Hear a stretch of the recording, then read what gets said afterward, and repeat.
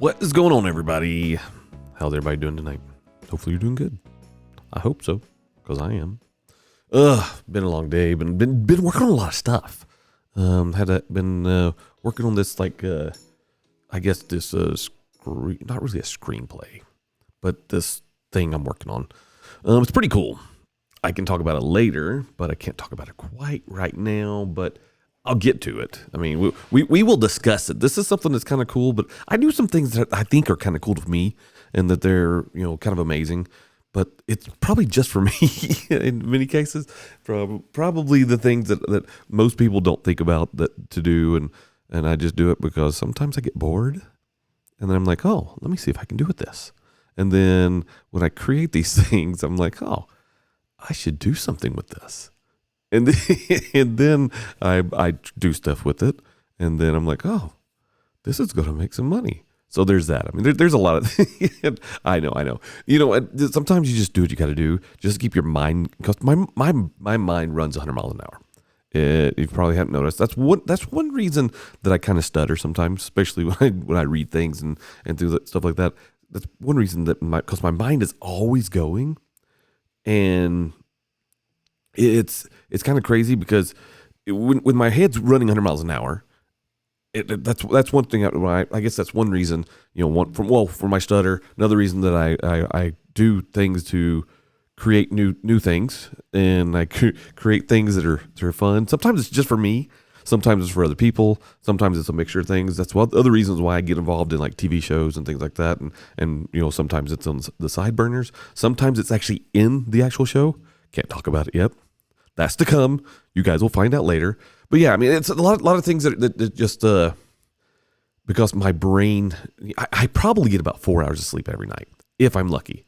4 hours of sleep if I'm lucky, because of the stuff that I do, and because my brain is 100 miles an hour. So, and again, that's kind of where the brainchild of, hey, let's throw my phone number out there, and let's throw an email out there, and let's have people email me or text me or mixture of both, or even DM me or whatever it is that they want to have a question about. And when they have questions about something, I'll answer them. So that's me. That's why I'm, to help slow my brain down, I force it to do things. So that's kind of what I do. So anyway, that being said, I guess we can jump into some emails, because I got a few more here. I get more every day. I would easily say I probably get 10 to 15 to 20 a day. I don't get to every one of them, so I try to get to every one of them. Eventually I'll be caught up, and some of them I filter through because they're kind of, whatever. Some of them I can kind of tell that when they're fake or not, and then I don't really talk about the fake ones, but I talk about the real ones. Some of these that I talk about could be fake. I don't know. But the ones that you can kind of tell the difference between, ones that are extremely fake versus ones that actually people put some thought into, that are whether they're real or they're fake or whatever. Yeah, those are the ones I typically read. So anyway, let's jump on in this thing. Let's get this thing. And we have Mr. River in the house, apparently. He is here. What's up, my friend? What is going on? So we got Mama 6 in the Midwest here also. So anyway, let's do this. Let's get these things started.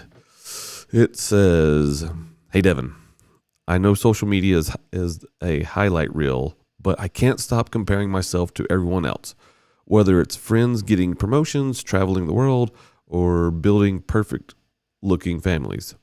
Okay. I always feel like I'm falling behind. I know I shouldn't measure my life against theirs, but it's hard not to feel inadequate. Even when I achieve something, it doesn't feel good enough because someone else seems to be doing better. How do I stop comparing myself to others and find contentment with my own journey in life? Okay, here's the thing. Social media is fake. Literally every fake. Now, because I haven't ported this microphone to the live streams. I need to. I haven't done it yet. I just need to. Now it does port it through if you actually call in. That's a different story, or you go live with me. It does it that way. But I know like there's a lot of like TikTokers and Instagrammers and things like that they actually have a microphone and they pretend it's real, and it's not real. It's not real. This is real. This goes over to my Rodecaster over here. It's connected to my computer. It's recording. I'm actually live streaming on another platform as well from my computer. So there's that. It's this whole idea of social media, and we compare ourselves to the things that are on social media. You got to stop. I mean, I've told stories about this before, and people in general, I get it. Everybody wants to look cool. Everybody wants to, feel like they're social media special. And honestly, it's a farce. Okay, it's a farce. Not everything. It's kind of like you when you watch TV and you watch a TV show and you know it's a TV show. It's fake. It's that. It's like watching Jerry Springer. Those people may have some of those problems, but they don't have all those problems. And those people are just crazy. Okay, so I mean the reality is you got to stop comparing yourself. You got to start thinking about that. Your life, honestly, it probably is pretty decent, and you achieve a goal and you're like, boom, it's done. But you can't. You're losing the sight for the fact that you achieve something amazing, but you're still comparing yourself to other people, especially on social media, thinking that their life is that much better. I promise you, it's not. And honestly, their goals are completely, slanted. They're going for the like. So you shouldn't be going for like. You should be going for, the things that the praise of those that are around you. If you did something amazing with your kids, boom, praise from your kids. Thank you, Mom, for doing that. I mean, seriously, you see people and they're, as you said, they've built perfect families. No family's perfect. My family's perfect, but no other family's perfect. No, I'm just kidding. No family is perfect. The reality is everybody's got their own problems. Everybody's got their own stuff that's going on. Everybody's handling things differently and everybody's doing things differently. You just got to stop comparing.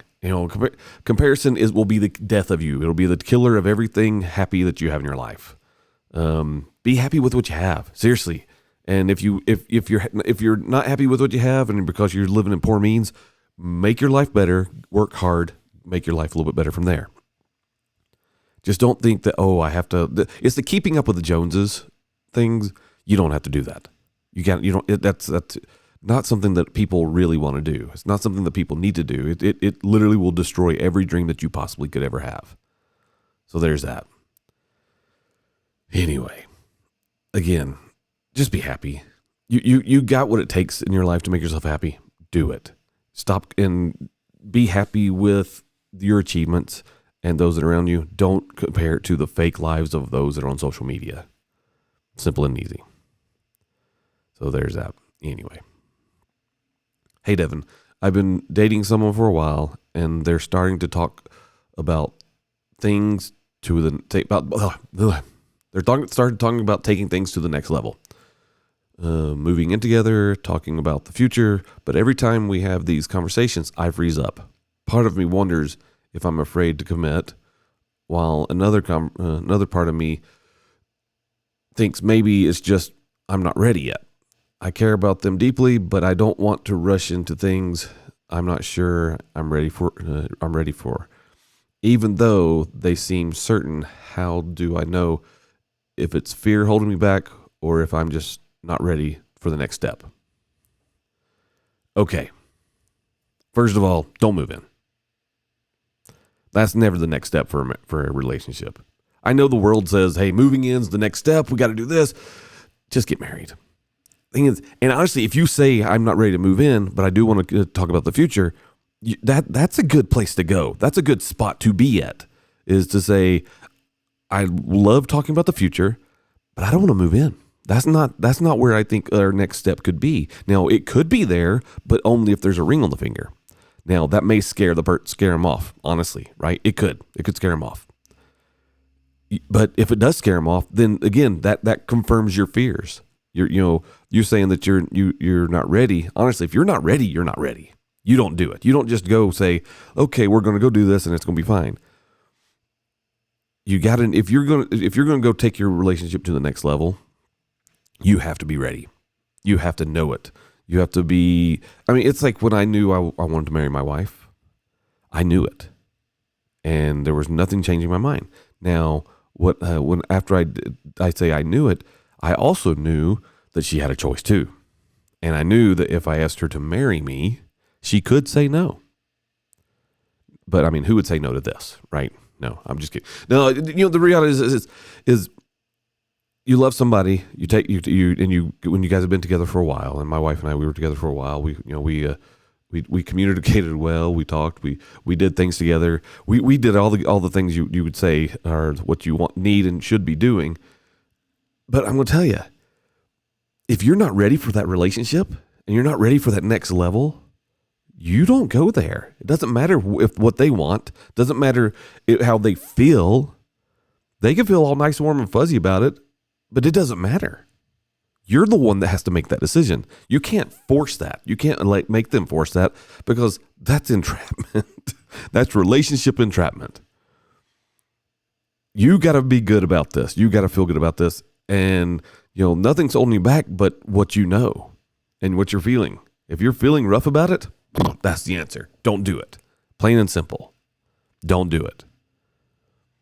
So if that you listen to your gut, those are what you got to do. Your gut tells you what you need to do, and you can handle it from there. Anyway. All right.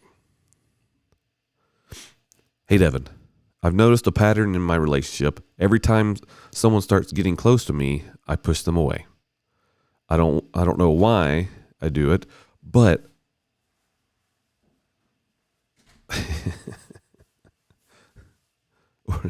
thank you, River. You wish had me as a grandpa or not. Am I really that old? Come on, I'm not that old. I can be the uncle. Uncle's good. Yeah, and I'll be your uncle right now. Just call me Uncle Devin. No big deal. Anyway, get back. Where was that? Every time I start getting close to every time that someone starts getting close to me, I just have grandpa wisdom. That's called raising 5 kids, is what that's called. I push them away. I don't know why I do it, but it's like I can't handle being vulnerable with people. So I distance myself and create problems that sabotage the relationship. It's starting to make me feel like I'm destined to be alone. And I'm tired of ruining things with people when I genuinely care about them. How do I stop pushing people away and start letting them in before it's too late? Okay. Let me use some of this grandpa wisdom, as River has said. Who hurt you? Well, I mean, that was going to be my next question. Who hurt you, for one, because that's why you keep pushing away. Now, on the other side of it, though, you'll know if it's the right person. I mean, there is such a thing as knowing I'm in a relationship and I like the person, but I'm in the relationship and I really like the person. And I love the person. That there is some truth to that. And if you like the person that much, you won't push them away. Now, there may be some stuff in there that you do self-sabotage, because we do when we're in relationships, we tend to like to hide certain things. We tend to like to not talk about everything that's going on in our lives. We tend to like to just step back and say, we don't always open up, at least from day one. I mean, especially if you're a guy, you're not going to just open up and vomit your crazy out there. Seriously. And everybody's got a certain type of crazy on them. The reality is, you're just not going to go blah and get it all out there, because you don't want to scare the person off, because honestly, too much of somebody can be too much. You just got to go in and you got to be honest with yourself and say, is this someone who I can see myself with? Am I willing to open up to them so they can be a bigger part of who I am? I mean, it can be difficult. I mean, honestly, it can be very difficult. But you got to be able to, you have to be honest with yourself. If you're not feeling it, then you're not feeling it. And, because if it's not the right person, it's not the right person. I mean, honestly, when I met Shannon and we started dating, I actually knew on the first date. Now, I don't know. You'd have to ask her when she knew I was the right person, but I never told her that I knew on the first date. But I did know. I did know on our first date that I was going to end up marrying this lady. I did. And I think most guys are that way. They know when they meet someone, they know who it could be, right? Plain and simple. Now, they try not to screw it up and, do the wrong thing or say the wrong thing. And usually that screws it up anyway, because we think what we think is cool is really not cool. And what we think isn't going to impress her really doesn't impress her. That's just the reality. I mean, that's why I always tell people, just be yourself, and it works itself out. And so again, I say you're following your instincts, and you're not destined to be alone. You just haven't met the right person yet. And that's okay. It's just part of it. You'll be fine. Just take one date at a time. If the one date doesn't work out, move to the next. Seriously. If you find someone that you are super interested in, then start thinking, okay, when do I start opening up a little bit more? And that's the process. Do I talk about it a little bit now? Do I talk about it a little bit more? You'll know when it's the right time to talk about certain things. It's pretty simple. That's just how this works. So stop stressing. You'll be fine. If you got to sabotage more, because honestly, if they're not the right person, don't let them in your life. Plain and simple. You're worth more than that. Put it that way. You are definitely worth way more than that. So, all right. Hey, Devin, I've had the big dream for years, something I've been working towards, or just don't get too comfortable. Yeah, I mean, River. I mean, the thing is, when it's the right person, you'll get comfortable. But if it's the wrong person, you're not going to be comfortable, and just stay in that the non-comfortable spot, and then let them move on. I mean, seriously, it's going to be fine. I mean, for a young kid, you got adult wisdom. How about that? I may have grandpa wisdom, but you got adult wisdom there, my friend. So, anyway, hey Devin, I've had this big dream for years, something I've been working towards, but no matter how hard I try, it seems to never get closer. I've started to wonder if I'm chasing something that isn't meant to be. I don't want to give up, but the constant setbacks and lack of progress are wearing me down. I'm at a crossroads trying to figure out if I should keep pushing or just let the dream go and focus on something more practical. When do you know it's the right time to go for a dream, or if it's worth fighting for no matter what? Okay, dreams are cool. I've had dreams. I'm working on I've got a dream that I'm working on. Won't talk about it yet, but I'll talk around it. And that dream has pivoted a couple of times. And when I mean pivot, so my dream was, say, one thing. Well, as River says, work, no progress. Work, no progress. Work, and then the middle of nowhere, work.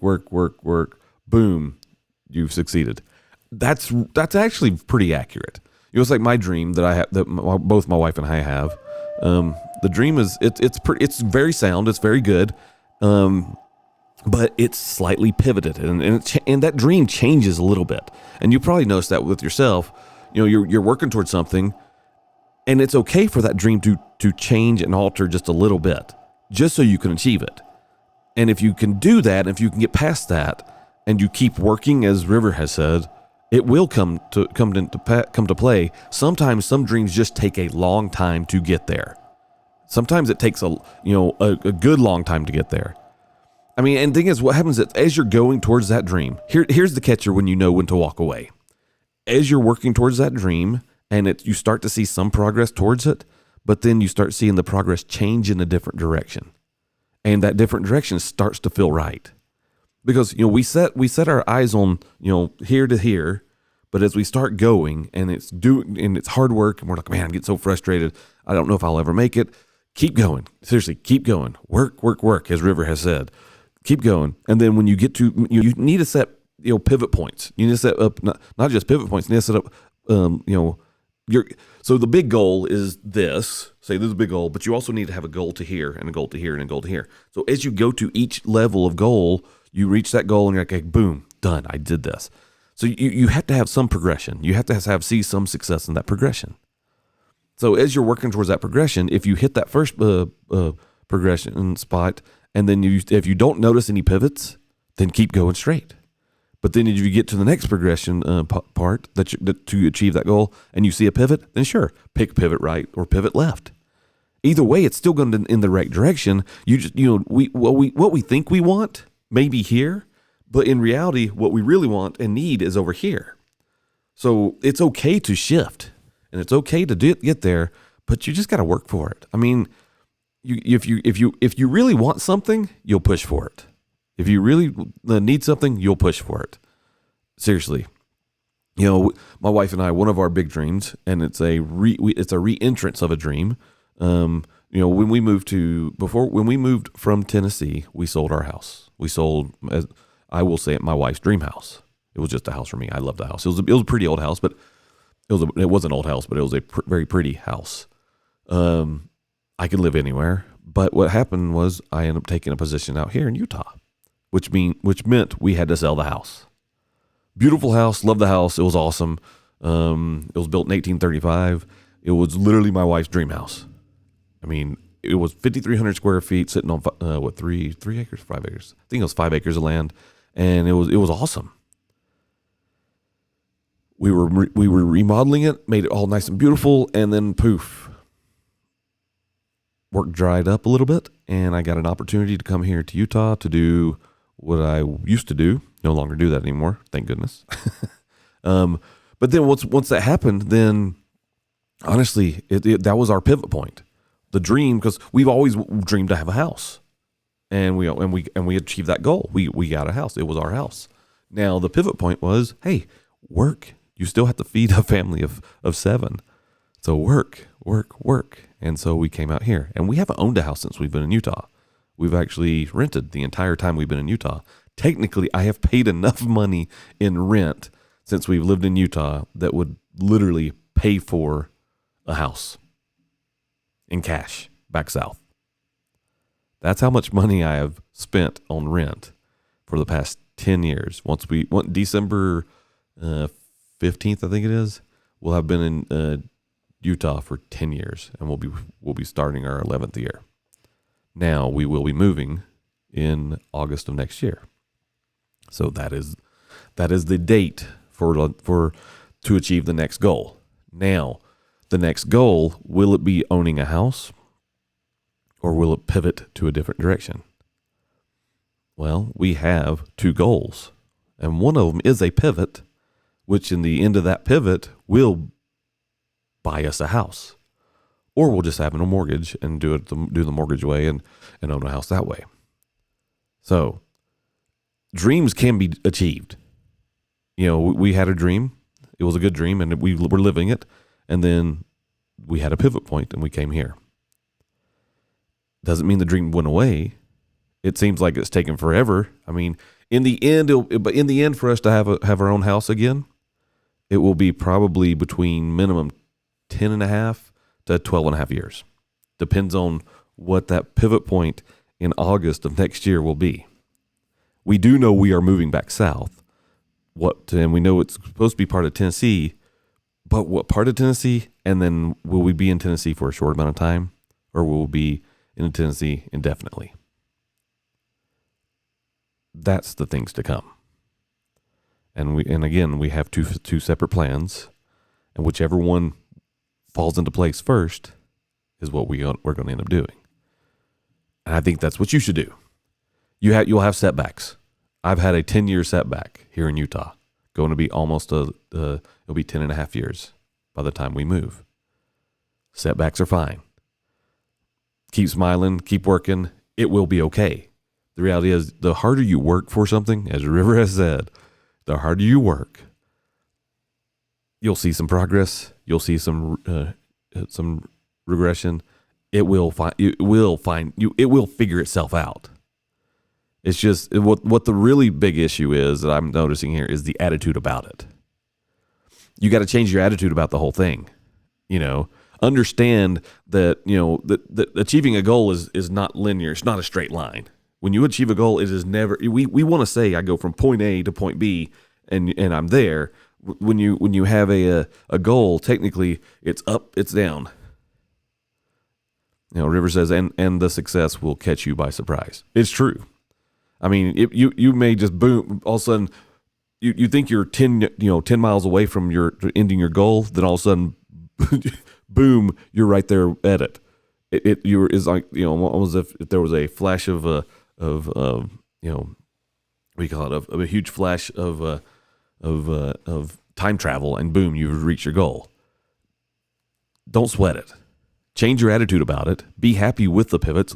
Learn from everything that's holding you back, that you feel like is holding you back.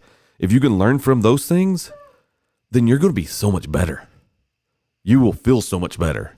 You'll be happier in the end. I mean, honestly, that's really so whatever your goal is, you didn't say what your goal was. Whatever your goal is, I guarantee part of that goal equals happiness, right? But I would say be happy during the progress of the goal. So when you reach that goal, then you'll have beyond happiness. You'll be ecstatic, right? Because be happy with the whole road ahead of you. Because if you are, then when you reach the goal, you'll be like, oh man, that was awesome. Instead of saying, oh man, that was rough, you'll be like, oh man, how amazing was that ride? Think about like when you get on a roller coaster, and I love roller coasters. It's been years since I've been on one, but you wait in that line for 2 to 3 hours just for a 30-second ride, if that, maybe.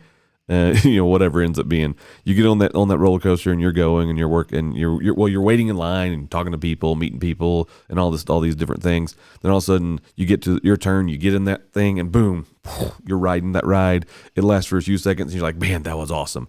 But the cool part was, if you pay attention while you're waiting in line and you're talking to people and you're getting to know those people in line, you're like, that can be amazing. The stories that you can tell, the people that you meet, that's a beautiful thing. So don't be so hard focused on what the end result is of your goal.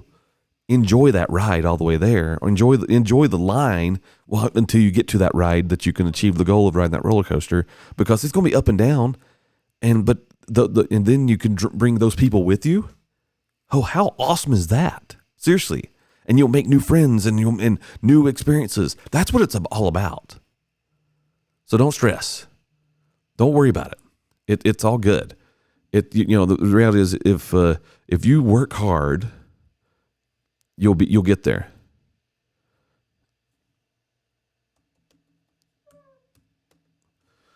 River says, the man who enjoys hiking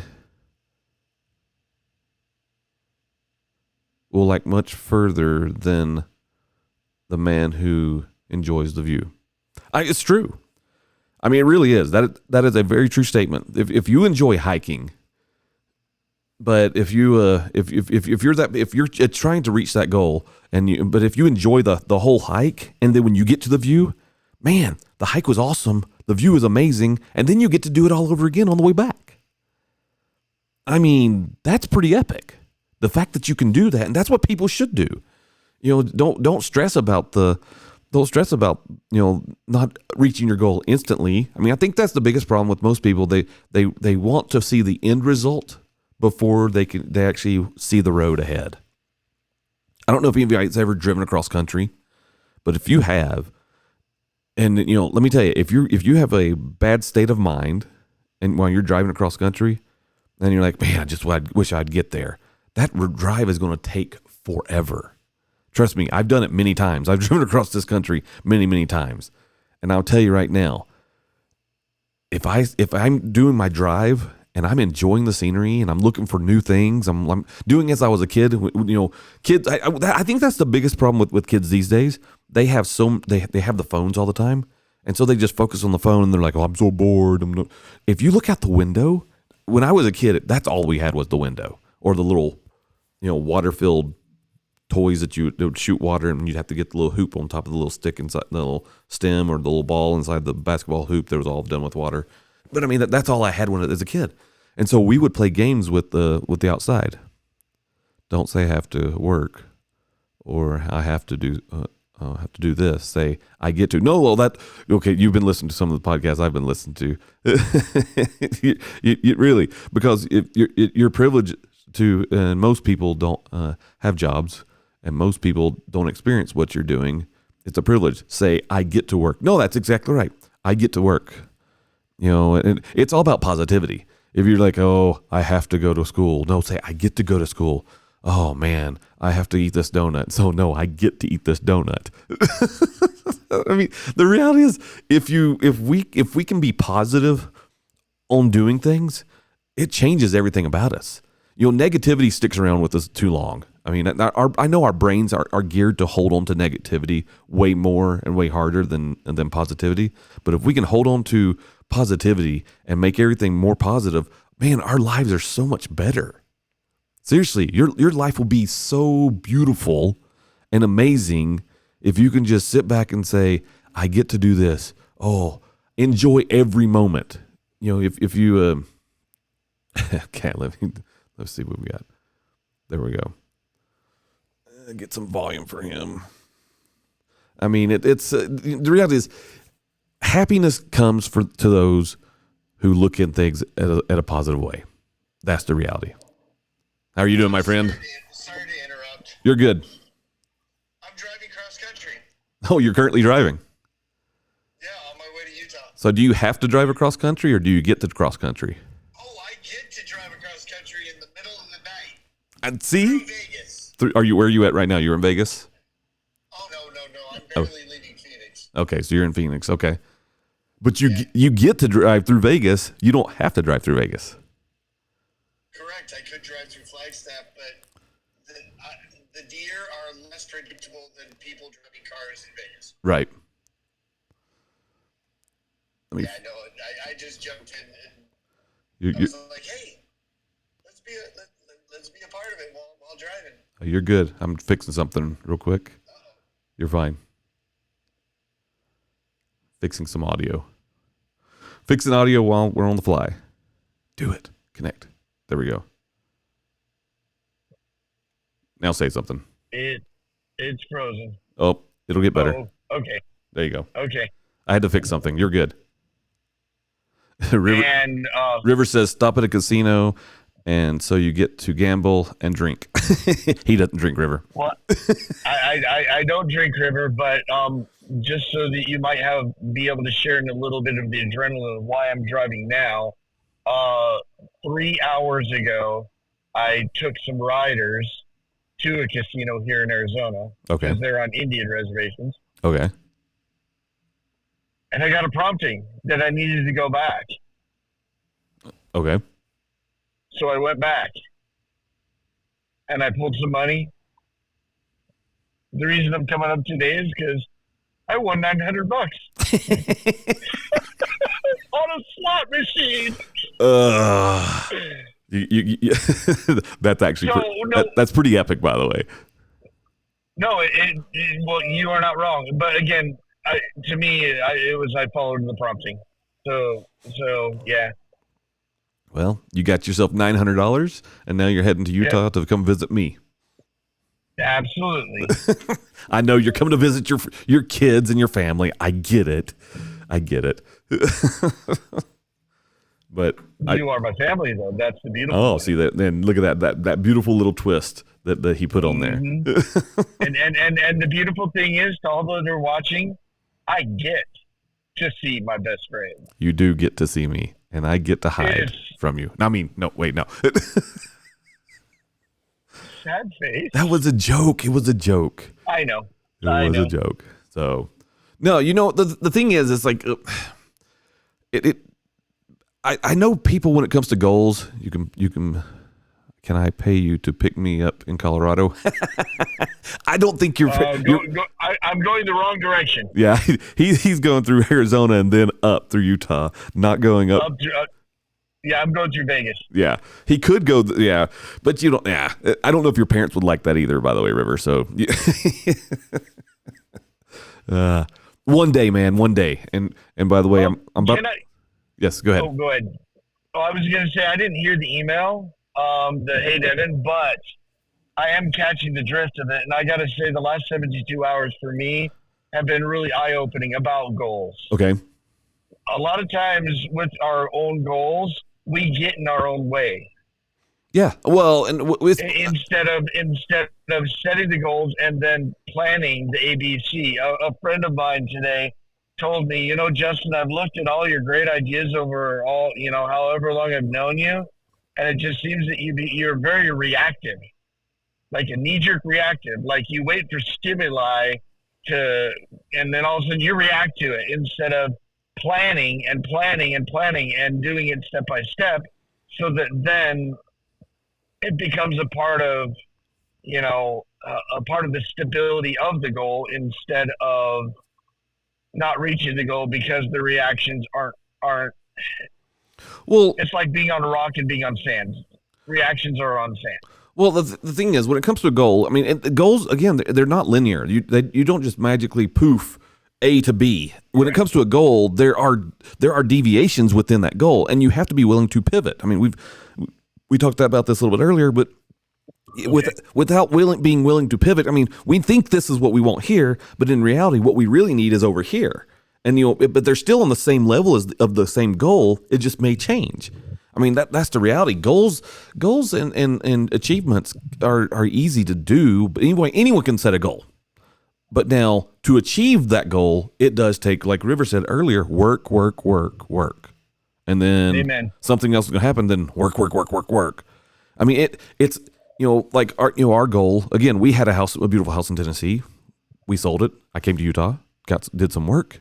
And now we're going to have another opportunity to move back to Tennessee because our time, when our youngest son, or when our middle son, I should say, when our middle son graduates from high school, we're done. Well, River says discipline and grit. I mean, that's really what it comes down to. So we have two goals for when we go back to Tennessee. One I will talk about, the other one I will not. One of them is the pivot point that which going back to Tennessee there possibly could be a pivot point for us. One path takes us straight to our house, so that we're going to buy, and we're going to settle down and finally put the roots in that we wanted to put in years ago. But the other one is a pivot point, which may take us 1 to 2 more years of doing that to achieve that goal. But it's just a pivot point. And should we be upset about those pivot points? No. Now, could there be another pivot point within that pivot point? Absolutely. Who knows what could happen? As I was talking to a friend of mine today about that pivot point, which I will not discuss yet. Kind of like the TV show that I was on that I will not talk about. But the thing is, when that pivot point comes, he told me this friend of mine today. He goes, "Do you think you'll end up in Tennessee after that pivot point?" I said, "Possibly." He goes, "I don't think you will." I said, "You don't think so?" He goes, "I think something will change." I said, "Okay, it's possible." And he says, "Well, when do you say that?" I said, "Well, the possibility is this." I said, "I do know that my wife sends me 1 to 2 of these posts a day because we follow these different pages. Like I follow this page called Cheap Old Houses on Instagram, and I love old houses, so it finds old houses, and you can, some that just need to be remodeled and things like that, because that's what I grew up doing, right? Well, the one that she's been following has been European cheap old houses. And so almost every day she sends me 1 to 2 houses that, like, one of them today was a 5-bedroom 3-bath house in Sweden for $85,000. Holy crap. Then she sends me a second one that was also in Sweden too. It was a 3-bedroom, and that one was that was sitting on like 2 or 3 acres of land, and it was it's sitting on, I can't remember how much land it is, but it was only $75,000. So, and then you find a castle in Scotland and send her that. Yeah, Sweden has no clue about inflation. Well, I mean, again, I don't know if we're going to be abroad. I can't tell you if we are. I mean, I think I want to visit those countries more than anything else. I don't necessarily say I want to live there, but it'd be kind of cool. I mean, if given the opportunity, why wouldn't I do it? Why wouldn't I take an opportunity to do it if the opportunity pops up? I mean, again, it's a pivot point. That now, after we do our pivot point when we get to Tennessee, if that is the direction we're supposed to go, and say the stars align in that direction versus going to stars align to us finding a house with some land and we create a farm, either way, it's going to be a good thing. And if we go to Tennessee and the pivot point, and we end up having to take the pivot point, or we have not having to take it, we get that opportunity. Change the wording there. We get the opportunity to take it, then it's good. See, River says, I'm going to either Switzerland or Sweden for my birthday. Well, you'll have to take photos and share them because I want to see what it's like. Because only time I've been out of the country was when I went to film that TV show up in Canada. And that's as far as I've been out of the country. I've used my passport once, just once. That's it. So, yeah, I mean, goals are good, but we have to be willing to be happy along the way. And I think that's what makes us happiest the most is when we do follow through with the happiness during the travels of the pivot point. I mean, just like you're driving. How many times have you ever driven that road? I know you've driven that road many. I've driven this particular route probably a good 40 or 50 times. Yeah. How many times have you done it this year?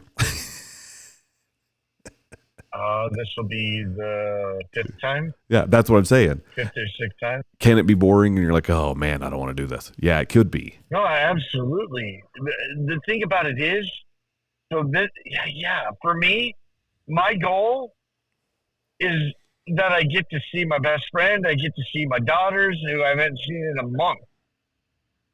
That's my goal. Yeah. And so, I mean, there's a phrase that I've heard before. Ooh, hey, motorcycle. Joy in the journey. You got to have joy in the journey. Find joy in the journey. And, happiness is fleeting. When you find joy, it helps that journey be solidified and, joy in the journey. Well, I mean, but that's the whole thing. And people, I think that yes, it would be nice to go straight to the end, but that'd be like, why would you want, if you had the opportunity to be born and then just hurry up, speed fast and get to, like, how we, as kids, we always say, man, I wish I was an adult right now. And then, and then when they're an adult, they're like, dang it. I mean, enjoy every moment you got. If you're a teenager, enjoy being a teenager. Sure, it can be frustrating. Sure, you think you know better than your parents. Sure, you think all those different things, but just enjoy it. Be happy. I mean, don't dwell on the crap. There's so much crap out there in our life. Just be happy, and then enjoy every year that goes through. And then boom, you got another year because you don't know how many years you have. And if you wanted to if you could speed along and be an instant adult, man, that would be miserable. River says you're never going to have zero responsibilities again after being a teenager. You are correct. Well, okay, except now I will say this. The only time I've never had any responsibilities as an adult was when I was filming the TV show I filmed this past summer. I had zero responsibilities except show up and do with the things that we had to do on the show. Simple as that. And it was, honestly, it was very, very refreshing. I hate to say it. I think more adults and more people need to do that type of stuff so they can remember what it's like to be a kid and then also get that reminder of how great you have it on both sides, how great it is to be a kid and be able to just not have responsibilities. But then on the other side, think about how great it is that you're an adult and that you have the things that you could do and you have the adult money and you do adult things and you I think, like, when I came back, it was awesome to get, I hadn't talked to my wife because I couldn't have my phone and I hadn't, any of that stuff. I haven't given her a hug, and just to come back and give her a hug and how awesome that was. The things that we take for granted on a daily basis, it was awesome.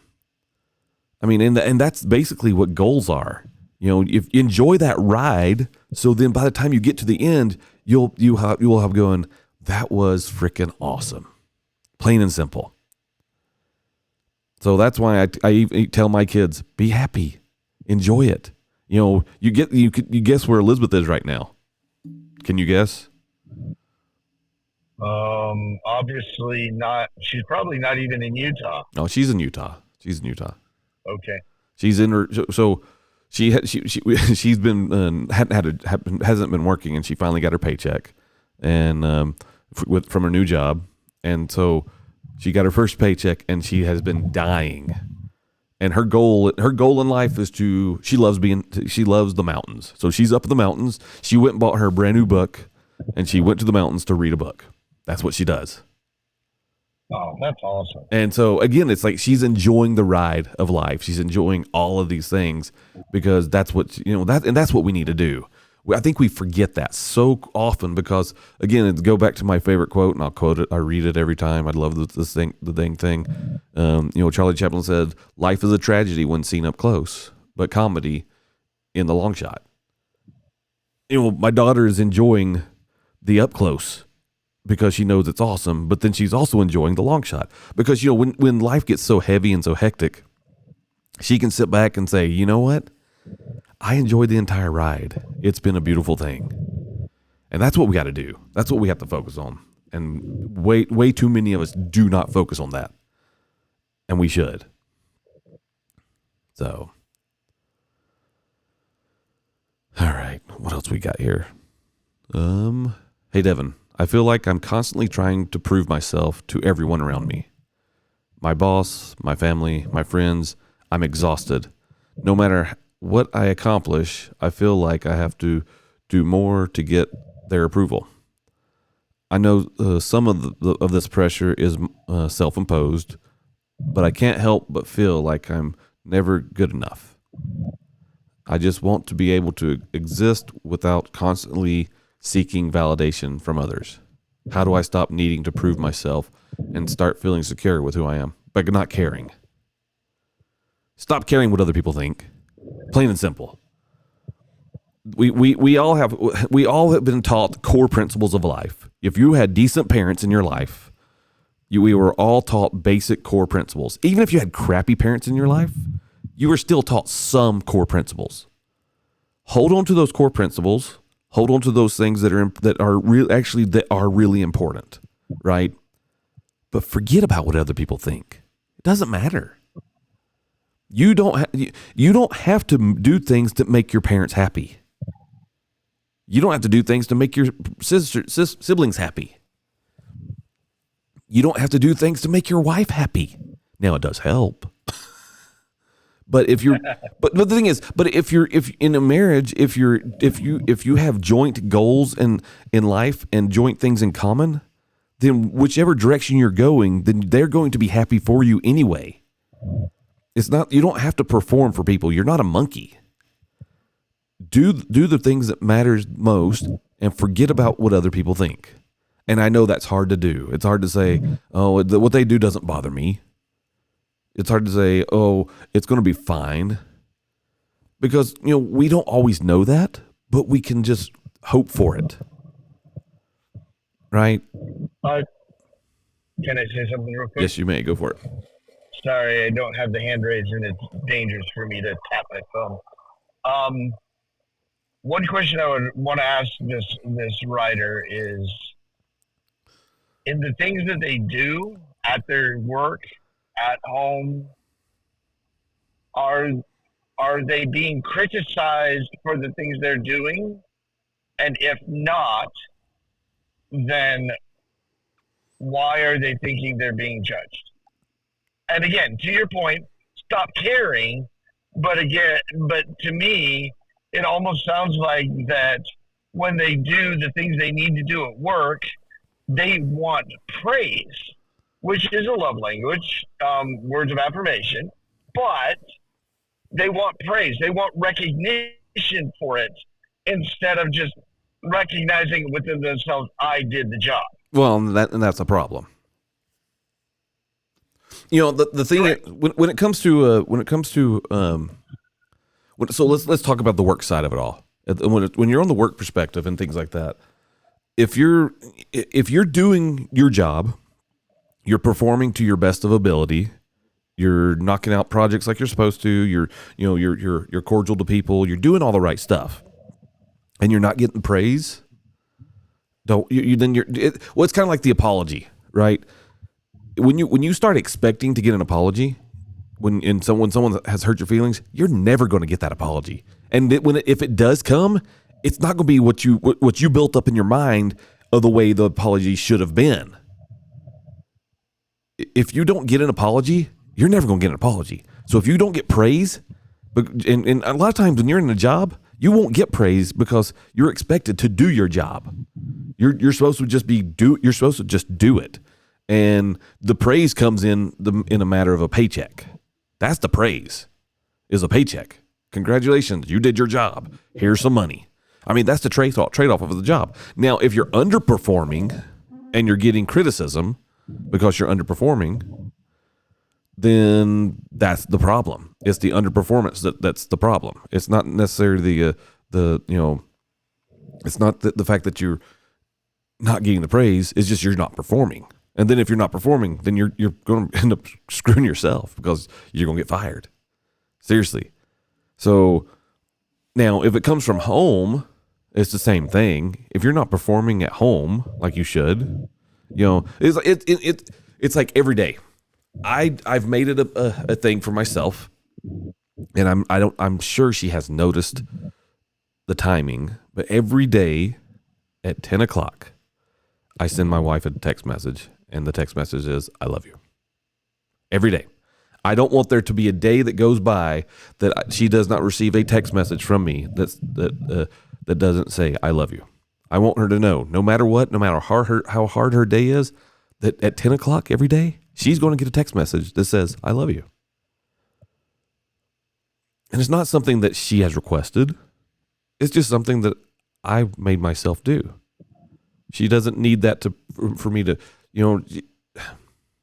she doesn't have to have that for her to feel good about herself. I just do it because I want her to feel good that she's with me. To prove the biggest problem is that people have, this person is having, is trying to prove themselves to everyone when they just need to do one thing. They need to prove to themselves that they are good enough. And honestly, if they're putting in all the effort that they are good enough. Just keep going. Sit back and say, you know what? Well, what was that old Saturday Night Live skit? Steve Smalley or something like that. Jack Candy. Was it Jack Candy? Yeah. Was it Jack Candy that looked in the mirror and said, "I'm good enough. I'm smart enough, I'm and good enough. doggone it, people like me." Doggone it, people like me. Yeah, I mean, but people, they need it. She needs this. She needs to do this. If you're performing your best, you're doing everything you can. Forget about the praise from others. Know that you are doing it right, and doggone it, people like you. You are good enough. You are smart enough. And I'll say it, get over yourself. Also, sometimes no news is good news. Well, that's it. Especially in the workplace. Well, usually if you're in the workplace, if they come talk to you, it's usually about something bad. Typically. Yep. Because praise in the workforce tends to be little. Doesn't exist. Yeah, really. Exactly. So, which is unfortunate, but yes, it is what it is. I think it's getting better. I think it does get better. I think that's part of one of the things which I do appreciate that the millennial generation has pushed is giving praise. Now, they've also pushed some other agendas, which I'm not a big believer in, but whatever. That's you take the good and the bad together. But yeah, and I do the facts of life. Yeah, exactly. So yeah. So anyway, all right, let's see what else we got. Hey Devin, my partner and I have been together for a few years, and recently we realized that we have pretty different life goals. I'm focusing on building my career and staying in the city, while they want to move to a quieter place and start a family. We love each other, but these differences are starting to feel like a big deal. I'm afraid that if we keep moving in different directions, it's going to create resentment and drive us apart. Can a relationship survive when two people have different visions in their future, or are we setting ourselves up for failure? Okay. I think there will be a failure point in your relationship, because when you're in a marriage or when you're in a relationship for a long time, you should learn to be going in the same direction. There are goals, right? We do all set goals. Now, if it sounds like they're fairly young, but still one person wants to be in the country and settle down and have some roots, and the other person wants to just build their career and, which happens to be in the city. So there's that. I mean, you got to figure out a way to get the happy medium. And there is a way to have the happy medium. There is. You can make, you just have to be willing to make, change your goals to alter your life a little bit to achieve the goals for both people. If you're not willing to do that, then yes, your relationship will fall apart and it will not survive. That's the reality. That's sad, but that's the reality. Because you do need to if you're in a relationship, you have to have similar interest. Don't have to be the same interest, but the end result interest has to be the same thing. Plain and simple. You have to do it.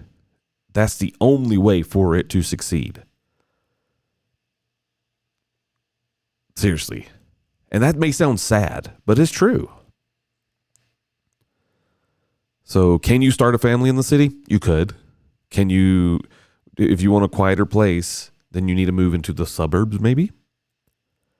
I know. Like here in Salt Lake, if you're within an hour of Salt Lake, you can get to town. You can be in the country and be in the city in an hour. It's fairly simple. Now, that being said, is that what people want? I don't know. Now, maybe you don't want to have a family. See, that could be the other twist and other change to this whole scenario. You may not want a family, and they do. So at what point do you say, okay, I don't want a family? You got to talk about it. These are the conversations that you guys should be having. You got to figure out the common thing you have in common, the thing you have in common, and then you also need to find the things that's going to, that will separate you. And if you're sitting back and thinking everything's going to be fine without talking about it, you're fooling yourself. You're crazy. It's impossible. It will not happen. You got to talk about this, because honestly, you don't want resentment, and if you don't want something to drive you apart, then you have to do this. You have to make that change, and you have to make the conversation happen. So go find your partner, sit them down, and say, "Here's what we need to do. Let's talk about it." And it doesn't have to be all at one time. It can be something little bit at a time. You have to, for a good relationship to happen, you have to do that. I mean, it's all about communication. Everything is. Everything in life is about communication. And I'm not talking about sending a text message. I'm talking about getting your hands dirty and saying, hey, here's what's up. Hey, Devin, I'm in my mid-40s. Hey, me too. And lately, I've been feeling like the best years are behind me. My career is plateaued. My kids are getting older and more independent, and I'm struggling to find a sense of purpose in the new phase of life. I miss the excitement and ambition I used to have, but now everything feels stagnant. I'm scared that I've peaked and that the rest of my life will just coast downhill from here. How do I find meaning and excitement again when it feels like the best is already over? Okay. I can relate to this one. This is very, very relatable. So I'm in the car yesterday. Yes, I'm in the car yesterday. And, I'm just driving around, taking care of some chores and things like that. And while I'm out and about, I'm reminded. Okay, so we've got we have a son. We have a son that's going through some stuff. He's trying to figure things out. We're trying to help him as much as we can. I have another daughter that's married and out of the house, doing her thing. Love it. It's awesome. We have another daughter who is 19 and will be 20 in a few months. And she still lives at home, but she's planning on moving out as well. And then we have our 18-year-old who graduates this coming year. And he's going to go off and do a mission and then go to school. And, just like you have, your kids are getting older. And I'm in the car and I'm driving and it hits me. Nothing is going to be the same ever again. Seriously, that's the thought that popped in my head. Nothing is going to be the same. And it's not that I was thinking that I peaked, because I think we have several peaks in life. Life is up and down. But here I am at 46 years old. I have some moments where I think I'm a failure. I have some moments where I think I'm amazing. But I'm here going, I miss the days when I could grab my kids, pull them in, give them a hug anytime I wanted, or when they were little babies and hold them in my arms and look at them and say, you got life ahead of you and it's going to be awesome. I miss those days. And it makes you think, were those the best years I've ever had? So I understand where you're coming from, because here you're in your mid 40s and I am too. I did not write this one, by the way, but that'd be weird. Write myself an email. No, the reality is the best is yet to come. And that's just not, I'm not trying to be cliche here. I'm not just trying to say that just for the sake of saying that. I say that because I mean it. The best is yet to come. I have an amazing wife. Our youngest son is 14. We still have at least 4 more years of him. Really, 4 more years of awesomeness with him. What kind of adventures can we go through with him? And then I still have, who knows how many more years that I get to spend with my wife. Seriously. It's epic. You create your own excitement. You create your own. If you're stagnant, it's because you've got to figure out what your next step is. Is it a motorcycle? Yes, that'd be awesome. Go buy yourself a motorcycle. No, I mean, the reality is you're in your mid 40s and you're like, what is next? You're hitting that like midlife crisis, to be honest. And what I'm telling you is, what next is going to be freaking amazing. All these young kids think that they got their life going. All these young kids think their life is the greatest it's ever been. I'm telling you right now, at my age, I am at the age where my life is the greatest it has ever been. Have I had some struggles? Absolutely. Do I wish I could go back to when my kids were little and I could hold them in my arms and they weren't moving out and getting married? I'm getting a little emotional because the reality is I miss those days a lot. But what kind of amazing stuff is to come? That is the unknown. That is the part that is that is awesome. That's the part that you honestly, you in your 40s, you should be looking forward to. We have grandkids to come. Go ahead.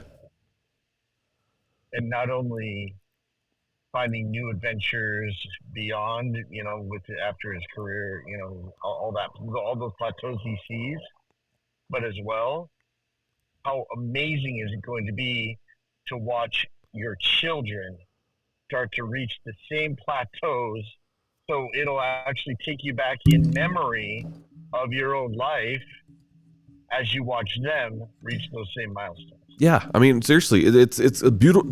Life is beautiful, man. It really is. And we what we look at is like, okay, well, that phase is over. Now what? I mean, we do that. We do that as humans. Like, okay, well, I'm done. All the things I had to look forward to are over. Holy crap. It's a book. Our life is a book. Go to that next chapter. You don't know what's in that next chapter. When you're reading a good book and you're like, oh my gosh, how can this thing get any better? And then you all of a sudden you flip the page and boom, you're like, oh my gosh, did you just read that? I mean, it's epic. I would say don't feel bad. Again, go back to like the previous email I read. Be happy with the path. Be happy with the traveling. You've driven that road before. Guess what? There's still amazing things to see.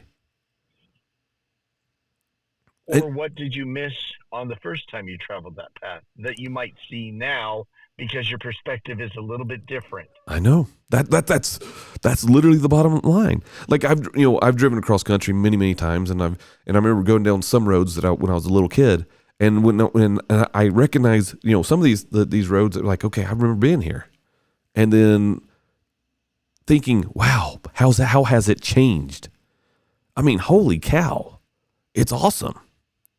That's one reason with this potential pivot that we may have, it puts a whole new chapter in our life, and that potential pivot will show us new roads and new adventures along the way. I mean, again, we don't know what's going to happen. We have 2 different plans. We actually have 3 different plans, but those plans, whichever one transpires, is what's going to happen, and we get to live that and none of them are bad plans. So I can relate to this guy. He's in his mid-40s and he feels like it's almost done. It's not done. It's just beginning. Seriously. And if you got good health and you got good money coming in and you got a great family, you've got all I see is positives. It'll be fine. Keep your chin up, be happy, and get ready for that next chapter, because I'm telling you, it's going to be a doozy. In a good way. It will be.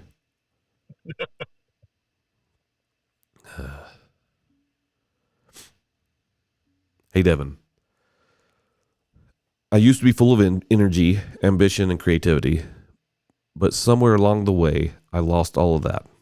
Now I feel like I'm just going through the motions, working a job I don't love, stuck in routines that don't inspire me. I don't recognize the person I've become, and I miss the version of myself who had dreams and excitement about life. I'm not sure where I went wrong, but I want to find a way back to feeling alive again. How do I rediscover who I am and get back to the person I used to be? You're going through life, my friend.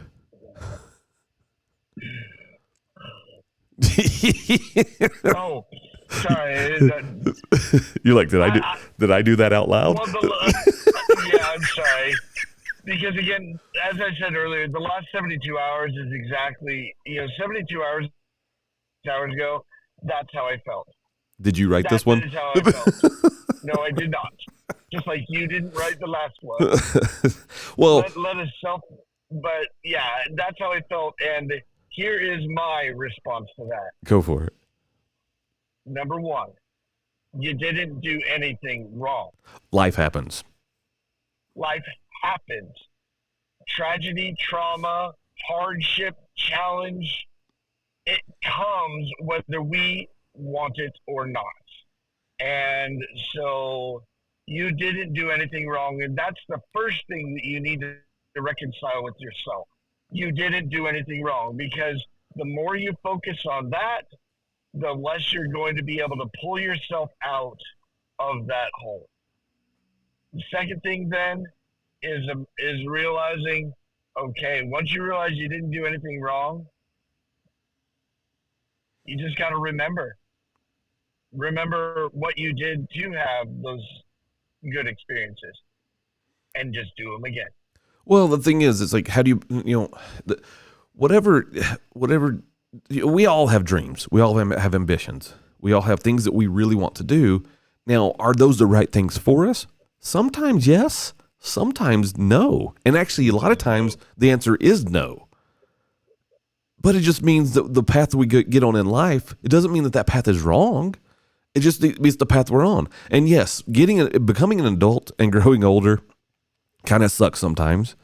part of that is because, yes, we do the same thing repetitive over and over and over every day.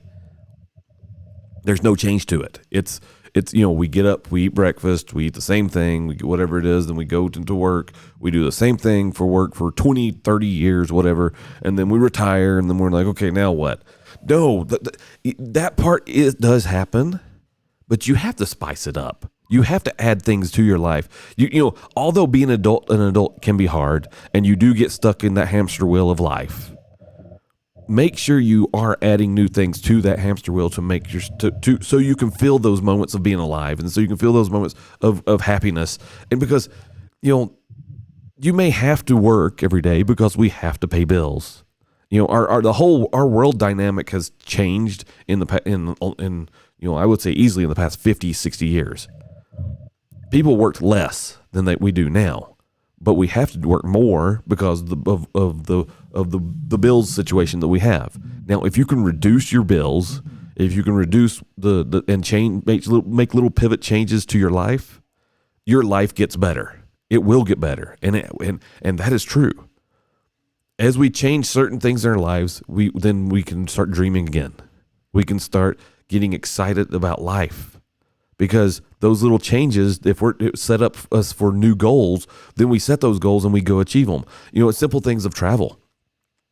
My first goal, and I go back to it again, I keep talking about it, but when I can talk about it fully, I will. But the goal and me being on that TV show, it opened a door for me that I hadn't been on in forever. And it set a goal, and it helped me achieve a goal that I had a long time ago when I was younger.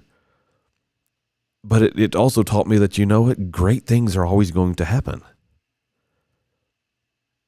And then you can find yourself. And, it put me on that path of, my goal was to travel. And when I had that opportunity to take that, be on that TV show, it forced me to get out of the hamster wheel for a minute.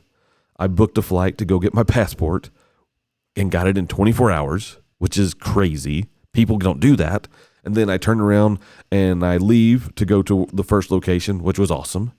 Spent a week or so, almost 2 weeks there, I guess it was, that first location. And then I got back home for a little bit, and then I did it all over again, and I ended up going into Canada. Holy crap. The thing is you have to take chances on yourself. Take chances on changing your life. Take chances on doing what makes you better. And I'm telling you, you'll feel alive. You will start to recognize yourself again. It'll be a better version of yourself because you have gone through that refiner's fire. You have done the things that have kind of sucked and it's been going on, but you will be a better person. If you do that, I promise you, your life will be happier. So don't dwell on the fact that you feel like you haven't achieved anything. I guarantee if you look at it, you have achieved a lot. I promise you have. You're just not recognizing it because you're kind of down right now. So get out of that downward slope and be happy. You can do it. It will be fine.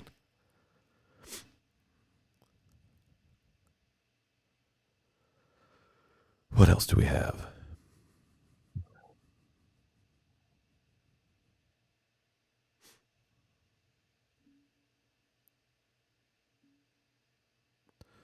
Hey, Devin. I've always felt like no one truly understands me. Not my family, not my friends, not even my partner. I can have conversations with people and share parts of myself, but there's this underlying feeling that no one really gets me on a deep level.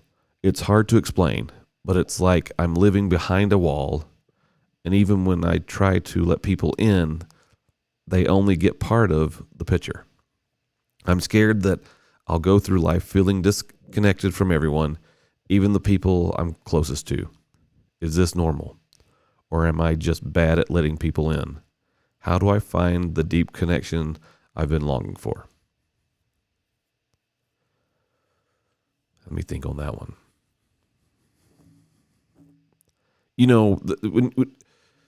Having the feeling that you're okay. I've been in conversations with people. And okay, not everybody is going to like you.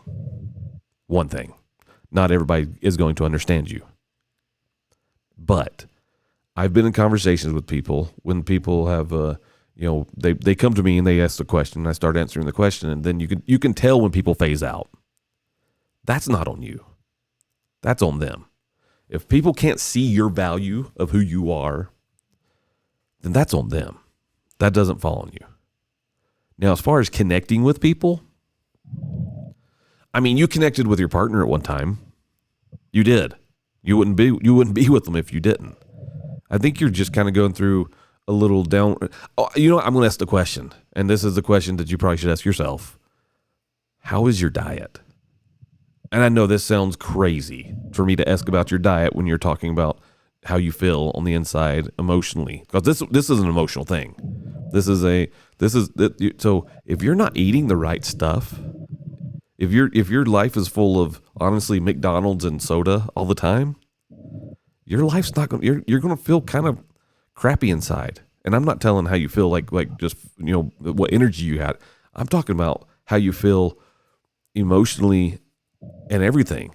You have to. If you're not eating right, if you're not exercising, you're going to feel like garbage.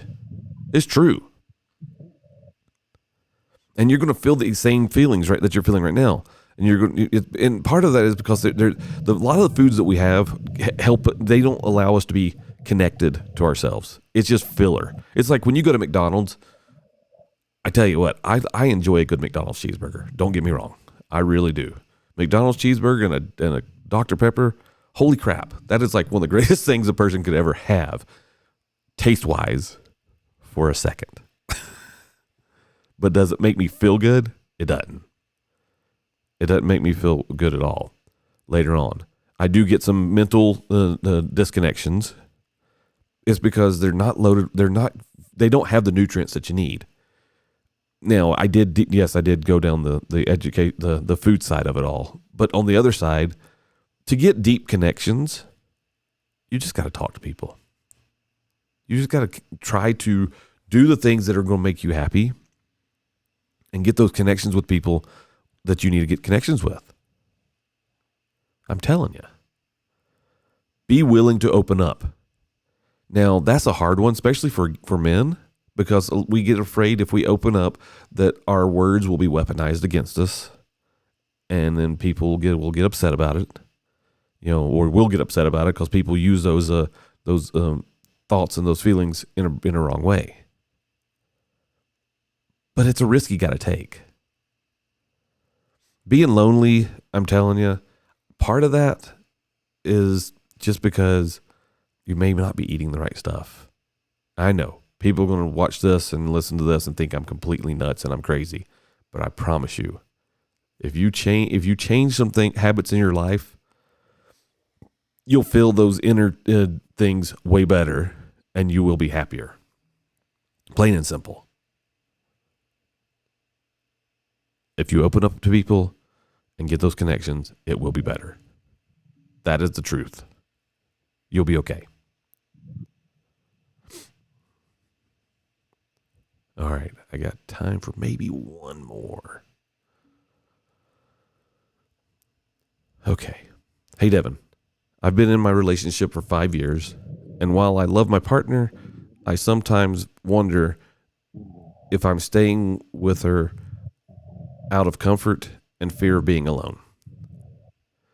We have a stable relationship, and I can't help but feel like the passion and excitement we used to have is gone. I don't know if this is part of being together for a long time, or if I'm staying because I'm afraid of starting over. How do I figure out if the relationship is right for the? How do I figure out if I'm in the relationship for the right reason, or if I'm afraid of the unknown? Okay. It's probably both. Okay. You've been in a relationship for 5 years, and your relationship will change. Relationships do change over time. The way I love my wife now is totally different than the way I love my wife when we first got married. That's a fact. That's 23 years of marriage talking to you right now. Love in a marriage evolves. It does change. And you will, and that is just normal. You're only 5 years into it, okay? there are pivot points in marriages when you're like, okay, what's going on? Blah blah blah. But the thing is, what you got to figure out first is, I don't think you're happy being not alone. You have to be, and you're in a marriage already. You got to be happy being alone, okay? Because if you can be happy being alone, even if you're in your marriage, then that makes you a better person for when you are you'll be a better spouse for her.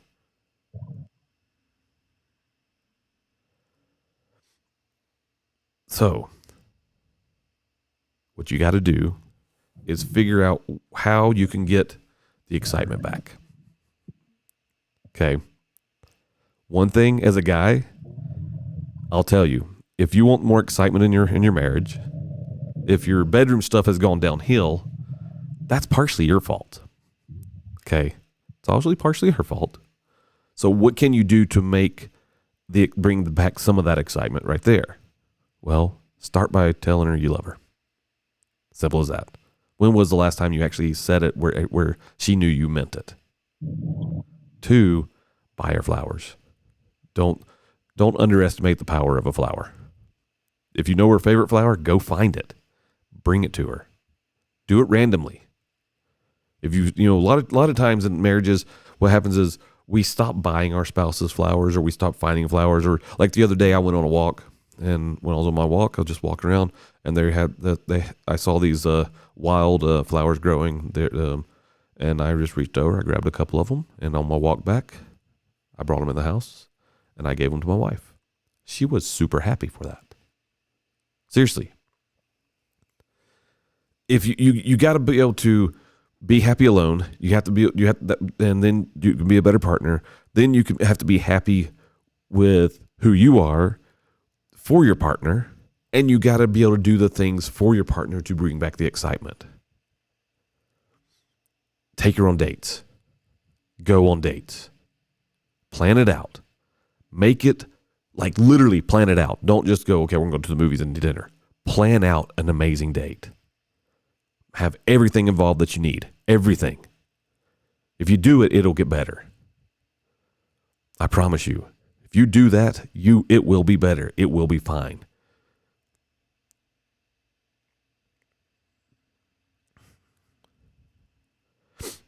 To figure out if you're in the relationship for the right reason, that's up to you. Do you love her?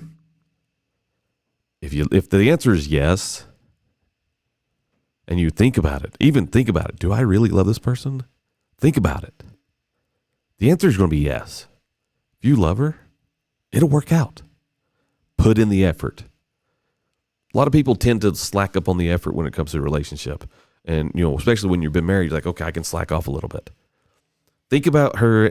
If you were to meet her today and you never met her before and you're attracted to her, how would you flirt with her? That's what you got to do. Go flirt with her. Say the dumb jokes. Say the dumb pickup line. As corny as it could be, as cheesy as it could be, I guarantee she'll think of it as a compliment. You just got to do it. Plain and simple. Your relationship deserves you to do this. And I promise you, if you do those things, it will be better. Your life will be better. You'll be happier, all that stuff. Anyway, thank you guys for emailing me. Thank you for calling in. Thank you for all the comments. Thanks for all the likes. Thanks for everything. Seriously, you guys are amazing. I know I'm live streaming on 3 platforms, and I appreciate each and every one of you, because I realize not everybody goes to the same platform to watch a live stream. So again, thank you guys for doing it. Thank you for being part of this. Thanks for putting in your 2 cents. Thanks for all the help that you give me. Thanks for the support. I really appreciate it. This is what I've dreamt of doing for years, and I get to do it. And the only way I can do it is because you guys do it with me and you guys support me. So again, don't forget to like, share, comment, even the little videos I post, the little snippets, share those things. If it sticks out to you, share it and help. It does help me, helps me bring in a better living, helps me provide for the things I need to do for my family. It is amazing. Anyway, I love you guys. Appreciate it. And I'll talk to you guys later.